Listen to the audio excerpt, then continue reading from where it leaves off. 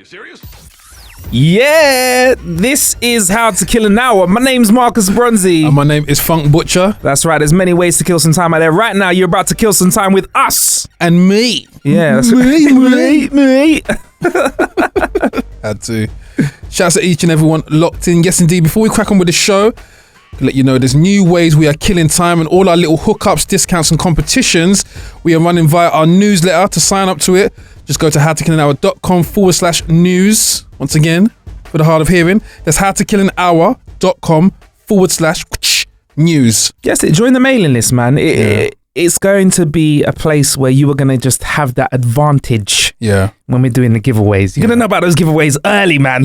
Early. Plus, we'll share all the ways we can kill time with you. Hello to Simon Hall, Otis Dealey, dear friend of the show, who's his new season of the Gadget Show's out. He's been getting busy on the Twitter. I'll explain why in a second. Jasmine Cherryface and Adam Lowe. Jasmine Cherryface. Out to Patrick O'Rourke, also out to Curious George, always, and out to London Lady. Shouts to MK Andrew, who tweeted, I think How to Kill an Hour should go back to making more frequent podcasts. My life is becoming proper boring without these guys.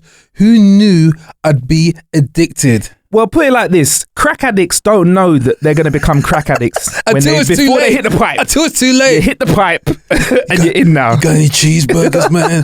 You got any How to Kill an Hour podcasts? Got any podcasts, man? I need more regular podcasts. All right. Well, I'll suck your microphone, man.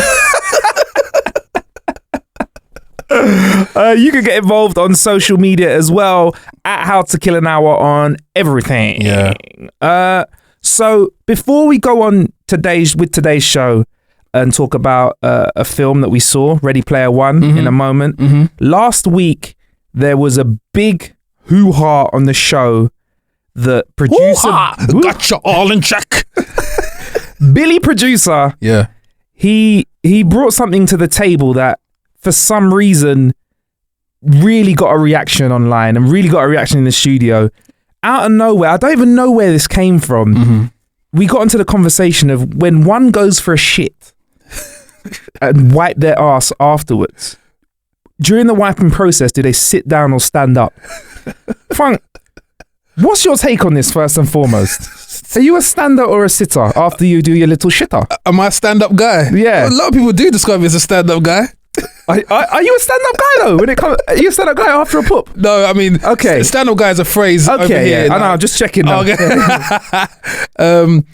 It depends. Do you know what it depends? Are you in the middle? It depends, because if I've had like a long session of football and the calves they're not doing what I want them to do, then I might just like sit and just lean to lean to the side to create a gap. Yeah, so that's a sitting wipe. Yeah, but then on other days when you've not played football, you're a stand-up guy. Then I levitate. So you are the other. Yeah. And that's the one criticism that I had when we did the polls online is that I said, when you take a shit, do you stand up, sit down or other? Yeah, but you can't stand up. Do you know why you can't stand up? Because you still need to be positioned in like an L shape, to make sure that nothing drops onto the floor. So that's why there's no way it's feasibly, like impossible to actually stand up and what? Well, they are among us, Funk. They are among us. I don't believe them. And the craziest thing is that people that stand up to wipe their ass, they don't know that sitters exist, that people sit down to wipe their ass. They don't know they exist. Billy was like so surprised that me and Nick Bright was sit down to wipe our asses. I think those are the people with the B-days. They're the rich folk. Oh, the bidet. Yeah, you got the bidet. The B-day. The bidet. Yeah. So was that the name of Beyonce's album? B-day. B-day. So we put it out on social media, right? We put it out on an Instagram poll and a Twitter poll. And I'll check the Twitter poll now. Where'd I put my phone? Yeah. But the Instagram poll was very funny because I actually did two polls. I did one poll and I didn't want to egg anyone on, right? Yeah. I just wanted to see how it went. And the results were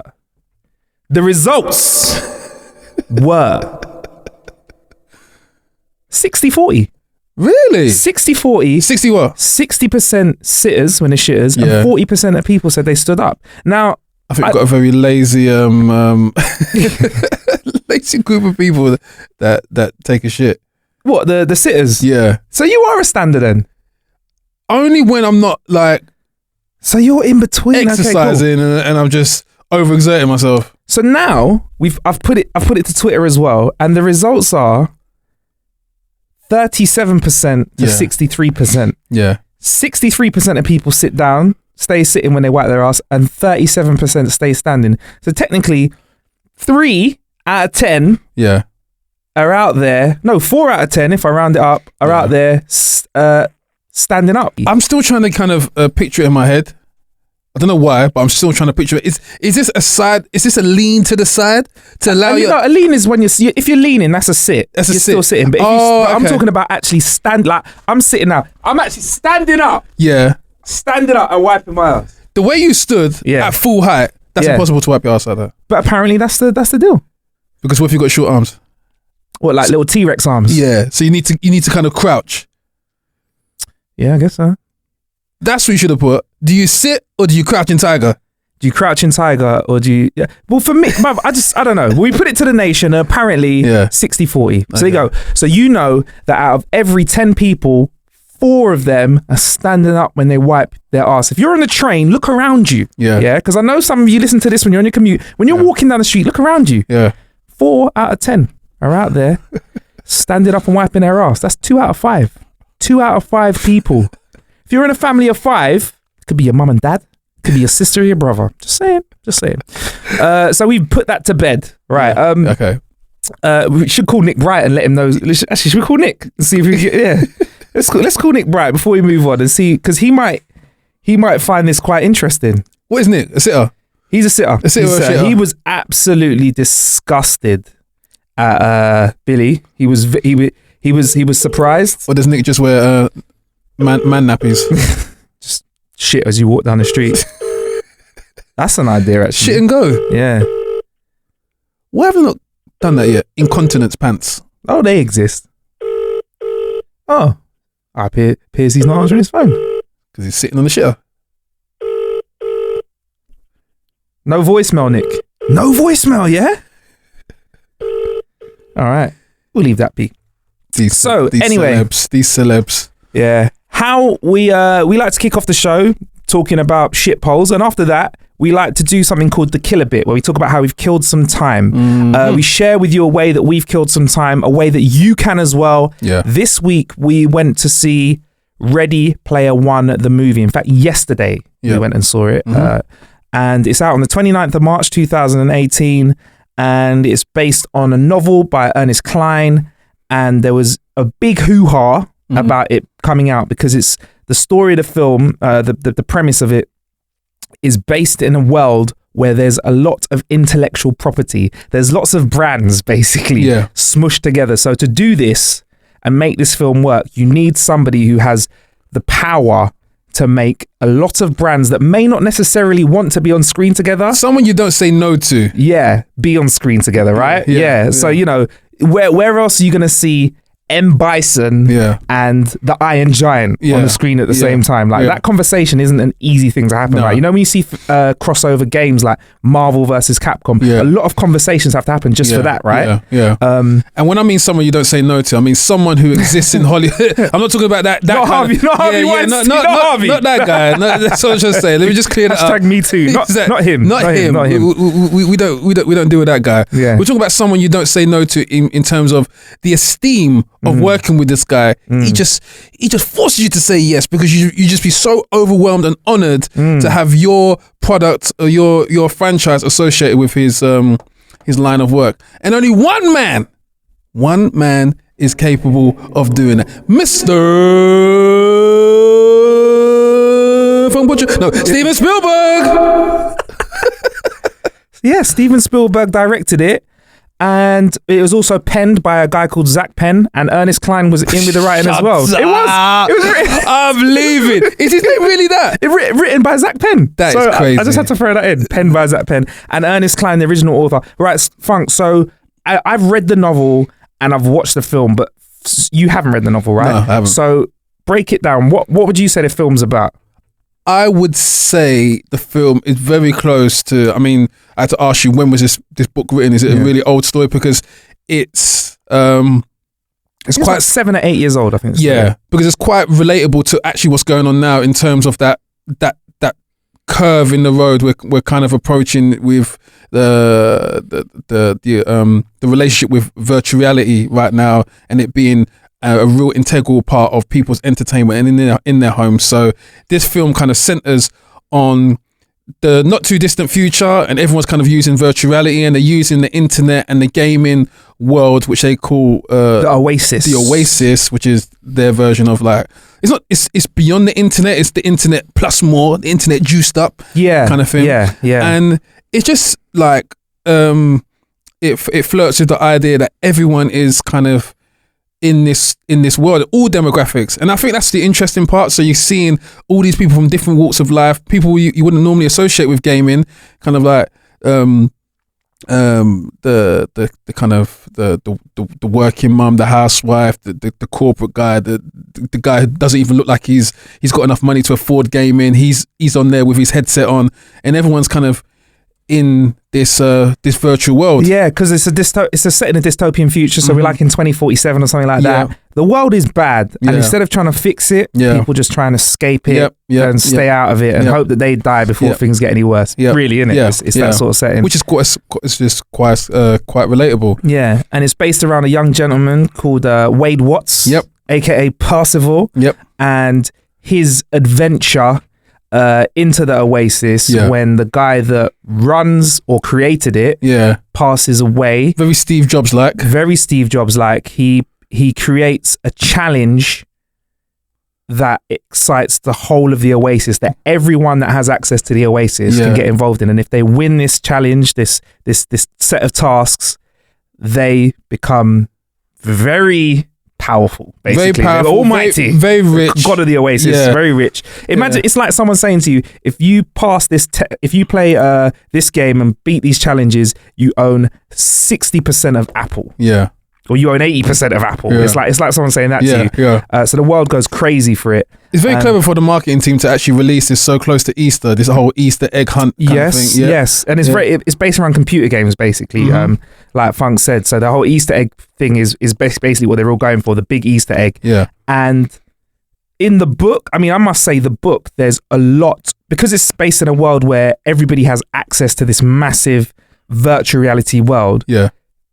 For example, I know if I had access to a virtual reality world, I'd probably build some cool Street Fighter bits. I might build a DeLorean like we see in the film. You might build some, I don't know, manga stuff as well. Do you know what I mean? Everybody kind of has this mishmash of content, and this is where I was going back to. Like, I didn't ever think that you could see a film with this many brands squashed into it. Lego have done it kind of with the Lego films, but they're like, Warner Brothers backed. Yeah. Do you know what I mean? I do want to kind of make it clear to people who haven't read the book, who haven't seen the film, or are unaware, because this one has kind of slipped under the radar a little bit. It doesn't get as much oomph as some of the Marvel films, but it is a very, very, very strong contender for kind of like Easter, summer blockbuster area.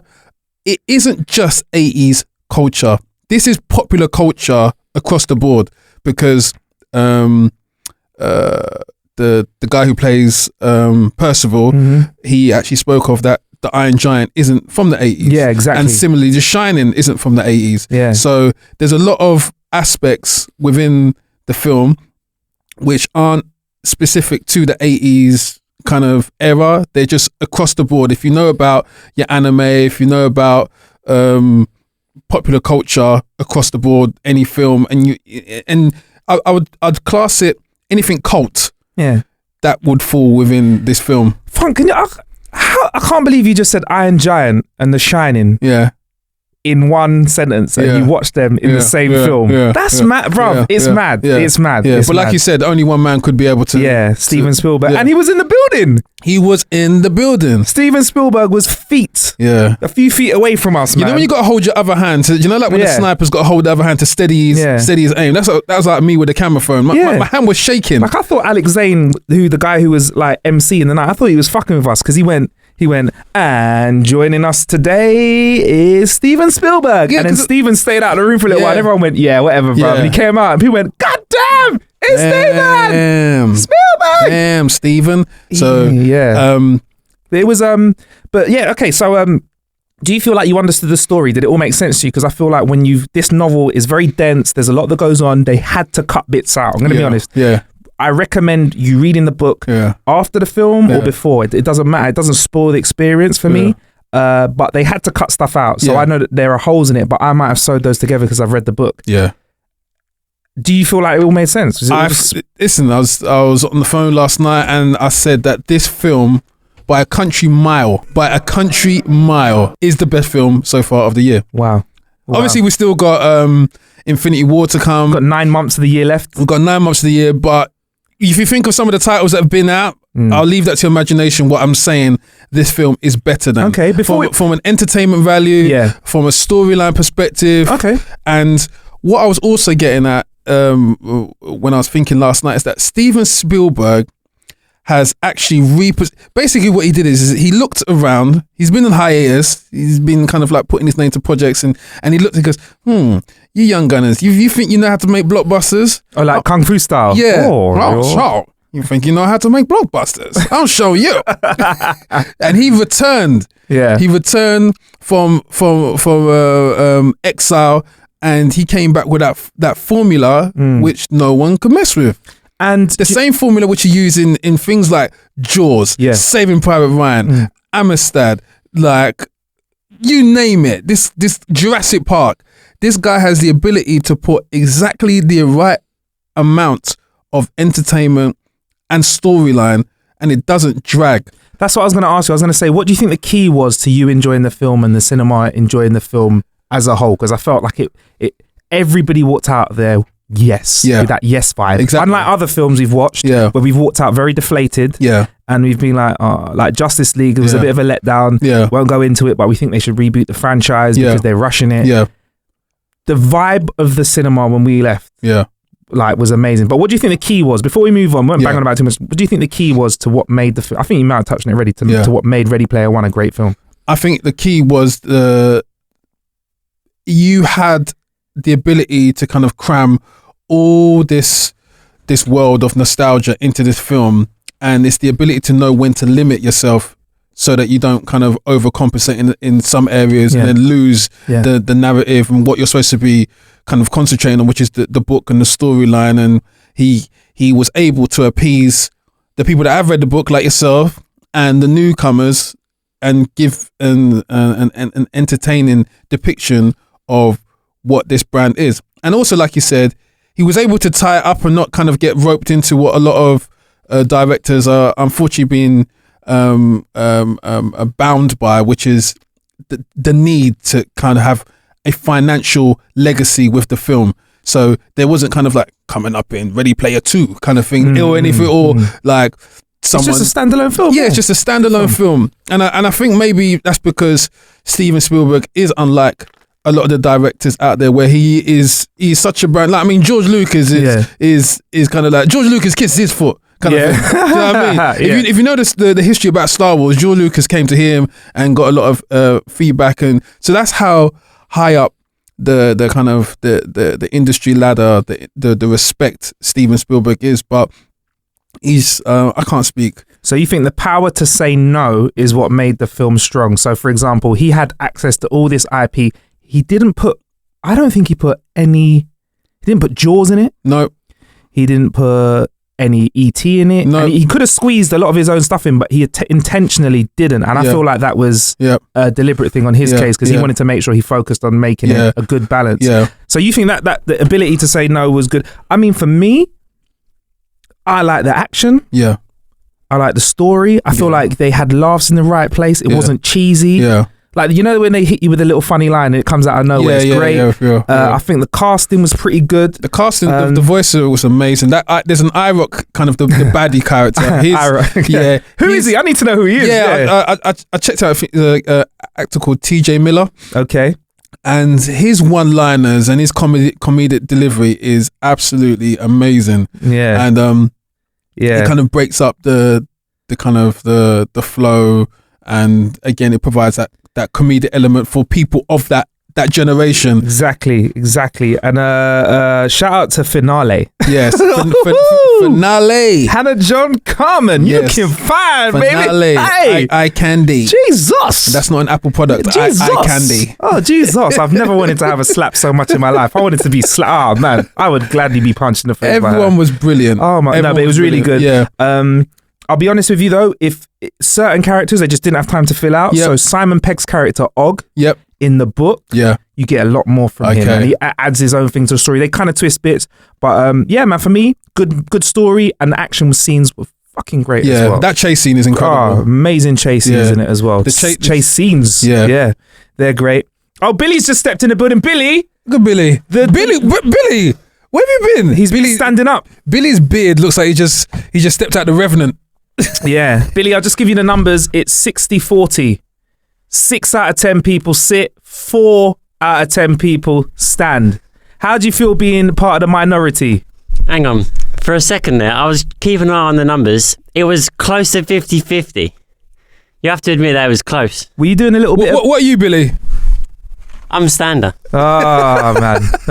Anyway, moving on. Yeah, so that was Ready Player One. I'm going to give it a 4.9 out of 5. Yeah. I am. Yeah. What would you give it? Yeah, about that as well. Okay, cool. You've also been watching some other sci-fi stuff on Netflix, though. So if you don't have a chance to go out to the cinema, but you have got Netflix, or you've got someone else's Netflix password. Yes. What have you been watching, folk? I have been watching Altered Carbon. What's it about? It's on my wish list, but I've not watched it. I know it's sci-fi. That's all I know. Yeah. Altered Carbon, starring my main man. I don't know him, but I call him my main man, Joel Kinnaman. Yeah. And he's been my main man since The Killing. Okay. And I followed him on to RoboCop. And then I followed him on to House of Cards. Right. Yeah. And very tall... chiseled. Yeah, chiseled. Quite chiseled looking gentleman, yeah. European, actually. Really? Yeah. It's not American. And he plays this this character, which is they're called envoys. So I guess it's that the show's version of like the rebellion. Okay. And again, it's kind of got that whole thing going on with anti-establishment and people fighting against the system and the oppressors, and there's a class system going on. Yeah. But this program, Altered Carbon, is set into the future, and far, far into the future. We've found other planets. We've inhabited other planets. We're there. What is interesting about this is that what someone has been able to do is download, your consciousness. Mm-hmm. Yeah, they're called stacks. So the back of the top of your vertebrae, one of your vertebrae is like a disc, which exists in the people within this program. And within that disc is everything about who you are as a person. Your consciousness. Your consciousness, your personality, everything. And if that gets damaged, that's how you die in real life. Okay. But if you take a shot in the head and all that kind of stuff, or a fatal shot to the body and just bleed out, your physical dies, but that stack can be put into what's called another sleeve. So this Altered Carbon, it kind of flirts with the idea of kind of where we're at now in the current era, in today's world, with kind of gender fluidity, some people waking up saying, I want to be this or I want to be that. This seems like a progression of that idea of the sleeve being an absolute complete form. It is not connected to you or precious to any of the people within this show in any way, shape or form. They get damaged. I need a new sleeve. How much does it cost? But the things with the sleeve in aspect of that is that it's reserved for the super rich. So the super rich can have any kind of sleeve they want, how it looks, how durable it is. They can do things to other people because they're super rich as well. They can kill people and know that, okay, the sleeve can be replaced, and they just pay the money off to replace the sleeves. Oh, so I could say if I didn't like someone and I had money, I could be like, you know what? Kill you. You know what? All right, I'll buy you a new sleeve. It's like me crashing into your car. Exactly. And saying it's all right, I'll buy you a new one. One of the main antagonists in there, he gets his rocks off by killing prostitutes, and he just replaces their sleeves, kind of thing, because that's how he gets his kicks. So it doesn't. What it does in that aspect, it doesn't actually feel like he's ever killing someone, because he's just killing the physical form, which is replaceable. Okay. Yeah. That's a bit weird. So like, all right, so within this premise where there's sleeves and there's, what's the thing in the neck called again? The stack. The stack. So stack in your neck, sleeves to replace it. What's the storyline within that? I'm in already. I'm going to have to watch it now after you said this. So like, what is there like a main plot that runs through this now? So the main plot is the Joel Kinnaman's character. He's known by the name Takeshi, but he's in the sleeve of someone called Kovac. Right. Okay. And here's where it gets a little bit confusing. Takeshi was arrested for something 250 years ago, put on ice, re-brought back and put into the sleeve of Kovac, who is the partner of this kind of like a police officer. Mm-hmm. And Kovac has now been brought back 250 years later to solve the murder of this super rich person in that society. So he wants to find out who killed him and for what reasons and whatnot. So there's kind of like a murder mystery running alongside the whole premise. What's the other film where they freeze a cop for years and he comes back? What, Demolition Man? It's like Demolition Man. Is that what it's like? It is. This time with USB sticks in your neck. Exactly. All right, so cool. like, I'm in. I like Demolition Man. Demolition Man with sauce. Okay. Yeah. All right. And like, because it's a Netflix special, not special, because it's a Netflix dealio now, I presume they've got budget now, so it looks slick. Yeah, it looks very really good. slick. Is it like, is there a lot of graphics flying around, cars and stuff in it? Or is it more gritty? You're talking Blade Runner-esque. Okay. Yeah. Okay. Yeah. All right. Yeah, aesthetically, it's really, really cool. I think storyline-wise, I was more engaged with the whole concept of what they were doing with the stacks, as opposed to the actual kind of murder mystery running along side it. So I found it very, very, very, very interesting, because it seems like that's where we're heading anyway. Oh, well, yeah, one day. Altered Carbon, Netflix. Check it out. We have a link to it in the show description. Before we move on to some of what's going on in the tech world, you got a pair of headphones on, man. Yeah. What are those? Yeah. I recently had some issues. We went to Thorpe Park last year and we were trying to record some content. And for some reason, my audio jack in my iPhone 6S was just not having a bar of it. Not having a bar. And I tried to replace the audio part of the phone, took it to the phone shop. Sorry, I didn't take it to the qualified Apple technicians. Took it to Boss Man, yeah? Took it to Boss Man. Yeah. The kind of the cut price Apple guys. Yeah. And he worked his magic and unfortunately was unsuccessful. He said that has to be some sort of hardware issue or software issue or whatnot, but he was actually confused by it. So I felt like the only way to get around this was to connect via Bluetooth. So I went online, went on Amazon and checked through the whole catalog for some decent Bluetooth headphones. And I did the fatal mistake, which a lot of us do. We go when we're lost, we go for brands. We feel so trusted in brands that a brand is indicative of quality. Yeah. Cool. So, but what someone also told me was, outside of brands, you can't beat a user review. Okay. I was like, okay, cool. So I went on Amazon and I saw that there was this product there called Anker Bluetooth headphones, and it was killing it with the reviews. It had all the stars on there. Everyone was saying it's fantastic. You know when you get the breakdown, it's got 5, 4, 3. This one had majority 5 and 4 stars. It was crazy. It was crazy. Everyone, this was a hit. Okay, so you went with the people. This was a hit. I went with the people. Yeah. And that's what I feel like a lot of us should be doing a lot more in this digital age, kind of trusting the reviews of the tangible humans and not just kind of taking these brands for granted. And I watched a video also of Anker comparing their product to the more expensive Beats variant, and it killed it. Because they do look like Beats X. They do look like Beats X. They have the magnetic connection in them. Yep, they got the magnetic connection. So you saw the reviews. Yep. You invested in the people. How much was the investment? And then I saw the price. What was the price? £15. £50. No, 15. £15. Yeah, it's absolutely a steal. So these Anchor headphones, you just press the button in the middle, connect to your Bluetooth. And how's it lasting you a day? Day and a half. Yeah. So before I ask you this next question, I want you, the listener, to understand that Fun Butcher is a house producer. No, he's a music producer, not just house. Yeah. Who's recently had a track at #1 on TrackSource, right? Yep. And did you mix that yourself? Yep. So you know about sound, right? So you're not going to gas me right now. You're not some idiot off the road who doesn't know about sound. No. How do they sound compared to like a professional pair of cans? Flawless. Really? Seriously. Like, they got good bass, good treble? Are they just all right? Are they what?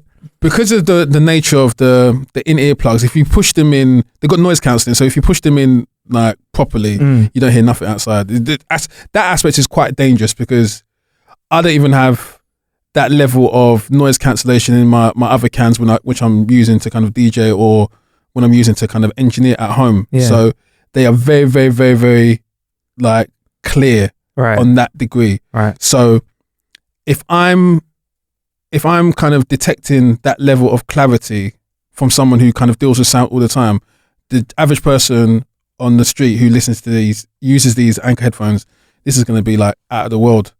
Wow. Which is why I feel like this is such a steal, because if you compare this to the competitor, which is around about 150. If you're looking at top end Bluetooth headphones can be anywhere from £120 upwards. But I mean the Beats version is about 120. Yeah, 120. Yeah, area. Definitely, you won't be able to tell the difference. So get yourself a pair of £15 Anchor Bluetooth headphones. Nice. You won't get caught on the door as you walk in at the house anymore. On the lead. Isn't that annoying when you walk through a door and your lead hits the handle or something like that? Yeah. Get me, I smashed my phone doing that quite a few times. Really? Got caught in a car door and smashed the screen. So, and they fit nicely because they're black as well. They look like some nice little trendy hipster accessory around your neck. Nice. Yeah. Oh, okay. Very good. Check them out. People think I've joined some kind of cult now. What's that? What's that? Yeah. Special handshake. Yeah, it's my new religion.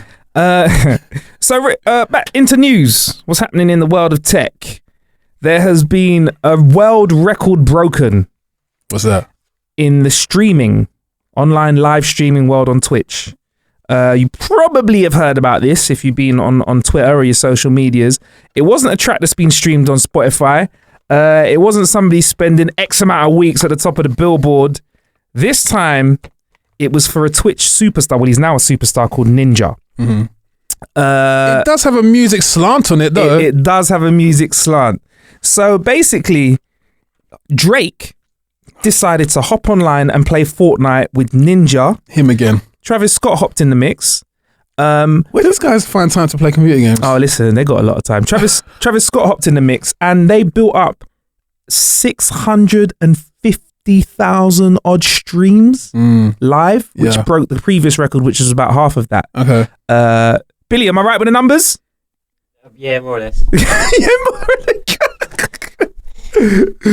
Are we right with the numbers? Yeah, that's 625, 650 people watching at one time. So it's concurrent as people watching at that time. Okay, cool. So concurrent viewers. Thank you very much. Okay. Appreciate that. So Drake was online. We found out things about Drake when he was online streaming, like he likes pineapple on his pizza. Yeah. Sicko. I bet he stands up to wipe his ass as well. Fucked up, bro.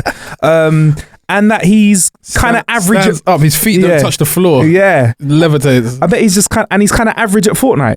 He's kind of average at Fortnite. No, I heard he's very good at Fortnite. Nah, he's average. That's what average. He's average. Really? Was he good, Billy? What'd you hear?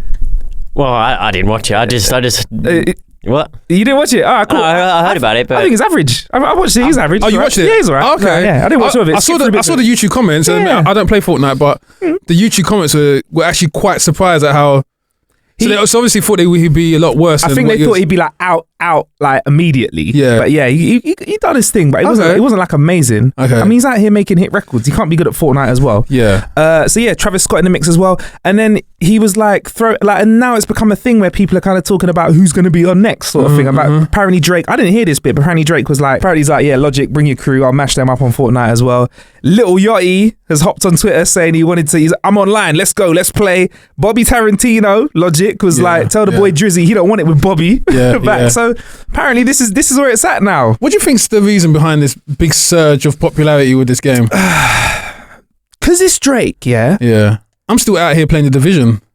I mean, why is Fortnite so popular? Yeah. I think it's that battle royale genre where you can build. Okay. It's the building aspect which has really changed the game. Okay. Because it changes the dynamics of what you can do, basically. You know, you can build stuff to protect yourself. You can, I've even seen somebody chuck a grenade at someone and build them in real quick and they've died. Like, do you know what I mean? So, and I just think it's a fun game. It works. It streams well. Yeah. The community's good. It's easy to pick up, hard to master. It's been a long, maybe if ever there's been a time where a game has had this much crossover appeal. I've never seen a game kind of cross over so quickly into the kind of the field of non-gamers. Yeah. I guess it's a little bit similar to the way Black Panther was hitting people that weren't black. People that weren't black, people that had no affiliation or knowledge of Marvel kind of thing. So the way this Fortnite has kind of got people talking and interested, and that's why online, when that happened with the Drake thing, there was a lot of cynicism from Deadmau5. What did he say? What was he saying? Deadmau5, the EDM producer, was just like, his feeling was, I guess, similar to a lot of us, was why are we shocked that this stream had this kind of record numbers? It is Drake after all. If you had Michael Jackson playing it, you would get the same amount of record numbers. So do you know what? A very, very wise producer of radio told me a while back, certain people doing things will just get that reaction. Of course. So for example, if the Queen was going to do a hip hop show, with Funk Flex back-to-back mix, the Queen of England, we're going to get excited, bruv. That's going to break a record. Scratching and using a crown. And if the Queen comes in, if the Queen says she's going to do a Craig Mack fucking celebratory mix for his musical career, I'm plugging in. I want to know what the Queen's going to drop. Do you know what I mean? She uses Charles's ears on the crossfader. Charles comes in the mix. Charles is on the mic hosting. Dear, freaking dear. Meghan Markle. So like it's Drake, like, you know, people just get excited with celebrity. It's celebrity. I was interested. What I'm trying to get at is then, is it really remarkable then? Because if anyone, okay, look at this. I think praise where praise is due. So it's like when Ed Sheeran brings out a new album and it breaks streaming records. I can't just say, well, it's Ed Sheeran, innit? Of course it is. Why can't you though? Because if he has a history of doing that, I'm still impressed. I'm still impressed. Okay, I'm personally, I was like, wow, very well done. I wasn't amazed. In fact, I'm glad you mentioned that, because a classic example is this week with Snapchat. Yeah, I wasn't surprised that Rihanna's statement caused Snapchat to lose that much value in stock. It's Rihanna. Yeah, she has that much power. So Drake, like, translating his music influence into the gaming world is no different when Drake has touched grime over here in the UK and has had that kind of influence.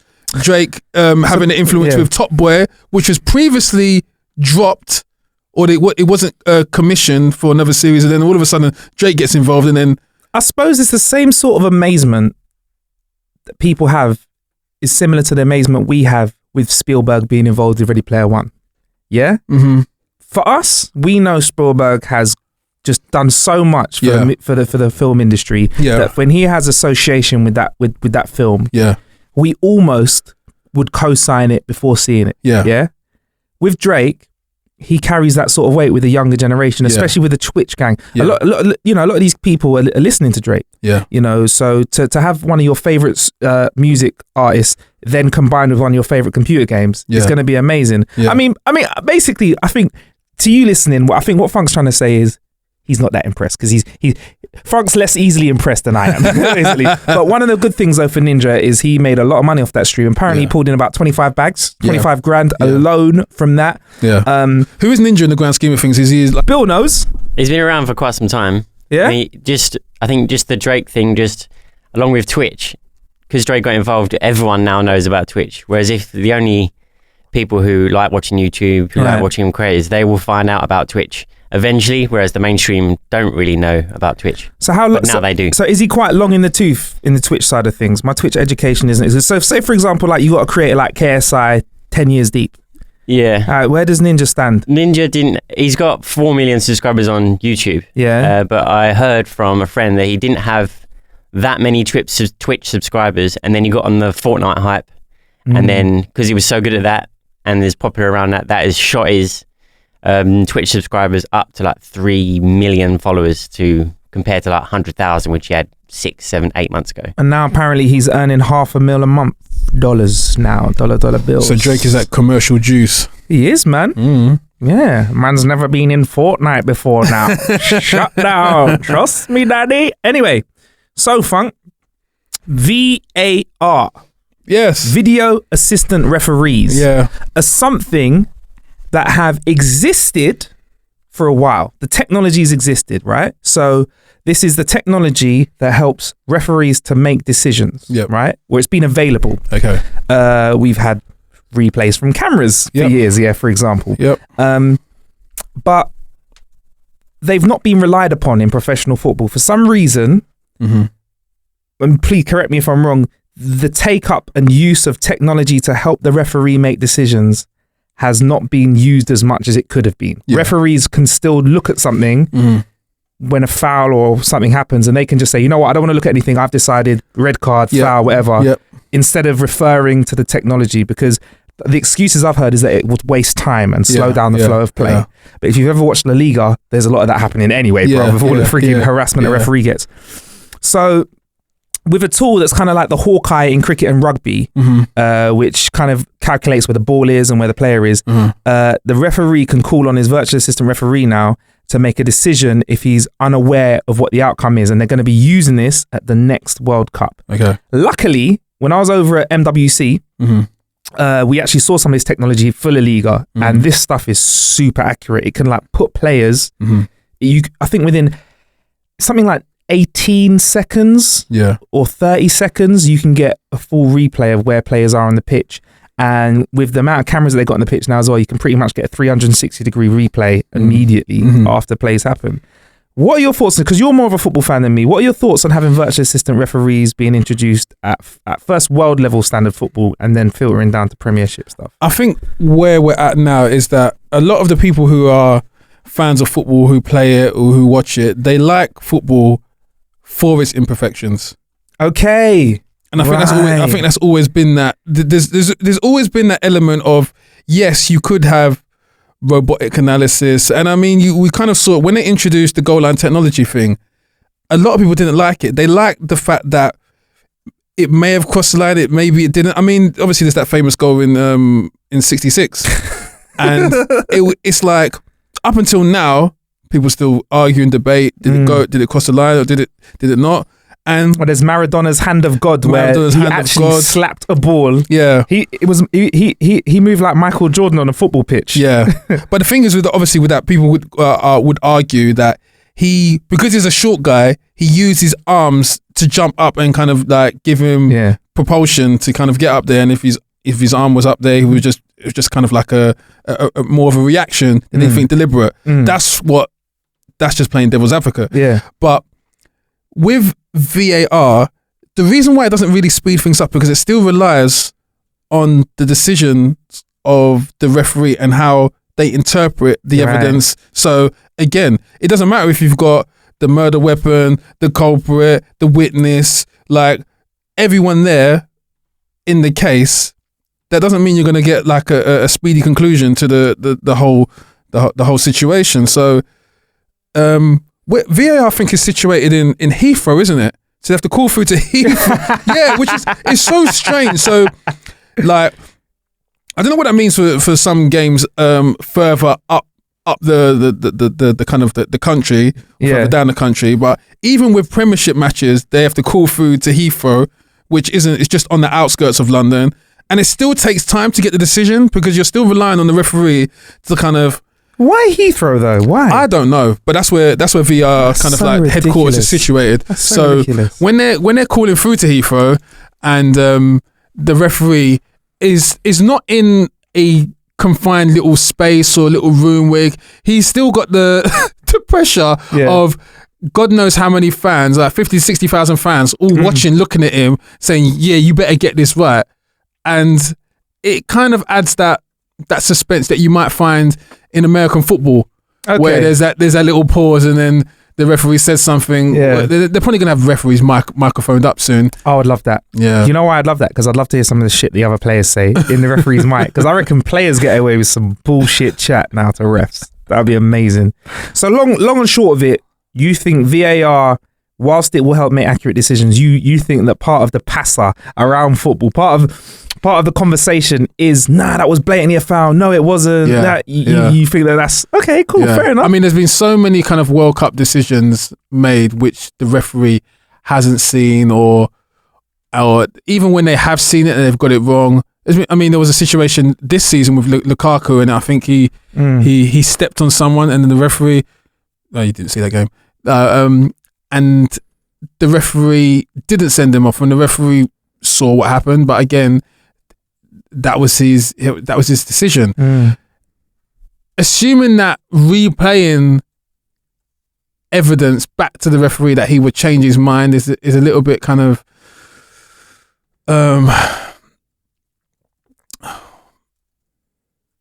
I don't know, it's wishful thinking. Yeah, fair enough. Why would you assume that someone needs a second chance to kind of get a situation which will kind of swing round to your benefit? But again, that's football. There's only two teams in it. One's decision is going to benefit one more than the other. All right, yeah. Cool. All right, we'll see how it goes anyway. We'll keep an eye on that. Anyway, Funk, you're a Twitter connoisseur. Twitter has recently made profit. Yeah. Well done to Twitter. Struggled to make money out there. About time. Yeah, about time. Yeah. It's probably the kind of the lost earnings from Snapchat recently. They just switched over. Yeah, well, it's funny you should say that because they're working on a video sharing tool. Word on the road is going to be very close to stories like you get on Snapchat and Insta. So I called this a while back when Insta started kind of duplicating a lot of the attributes. I said Snapchat's in trouble. Snapchat is in trouble. Well, Facebook did offer Snapchat $1 billion or something like that, and Snapchat, the heads of Snapchat said no. Yeah. So they were like, fine, we'll do it ourselves. Yeah. And now Snapchat's changed the algorithms recently. Yeah. Stars have been cussing it, saying they think it's shit. Yeah. So maybe, do you think Twitter are just making their move now? Like, fine, while there's a little bit of turmoil around Snapchat, they're stepping in. Yeah. They're going to provide everything that Snapchat didn't. They're going to be that shoulder to cry on. Yeah. That all the Snapchat fans have not got. Twitter can definitely smell blood. Yeah? Yeah, they can definitely smell it. I mean, Snapchat is a wounded animal. It has been for some time. It was kind of like, they probably waited to see what would happen after Instagram and Facebook put their iterations of stories on there, and what Snapchat answered with was an unconvincing like change in its kind of its interface, which everyone hated to the point where they signed petitions. This is the thing, is like they didn't just hate it, and it was kind of like, oh yes, on a kind of underground level where people are just like, yeah, I don't really like that, or but I'll carry on using it. People were livid. They wanted it to be rolled back, and Snapchat had to put out a press release and all that. It was carnage. Wow. Because what it indicated is that Snapchat don't know their audience well enough, where they got it so wrong. Like, you're living with someone, your spouse. He says he likes chicken, and you bring him steak. Okay. Yeah. Right. The divorce papers are on the way, man. She wants flowers. Yeah. Yeah, and she's trying to lose some weight, and you bring home chocolates? Yeah, yeah. What the hell's wrong with you, man? The divorce papers are in the way, man. Yeah. Touching on, it's not going to be exactly like stories. It's going to be so you open up the app, it's going to bring it to the camera, but if you like Twitter moments on your phone, it's like news centric. So you'll be able to like move around like on the camera, be able to move around like a certain map and move to certain areas of the world where news is going on, and you better see videos. So it's kind of like stories. It kind like of snap maps. Similar, yeah. So you see videos that people have shared rather than like a story. So it'd be videos that people have shared. You like move around. So for example, if Man United are playing Real Madrid, and Billy sneezes, and everyone decides to document that sneeze. At the the Champions League final, you better move to that certain area and see all the videos that people are sharing. So it's a bit like the Periscope feature then. similar, but it's Twitter are going to more news focused. Twitter are trying to this is what's happening. This is it is the easiest way to see what's going on. Open up Twitter, and something's gone on. You better see it real time. That's where Twitter want to be. Okay, and unlike other social medias, they're gonna minimize the amount of sort of algorithmic tweaking of the timeline where they show you what they think you want to see. That's one thing I still like about Twitter is you can go on Twitter and you can just see stuff as it unfolds instead of being shown specific tweets, because that's what it wants you to see, like Facebook does. Interesting. Right, look, we got to get out of here and wrap this episode.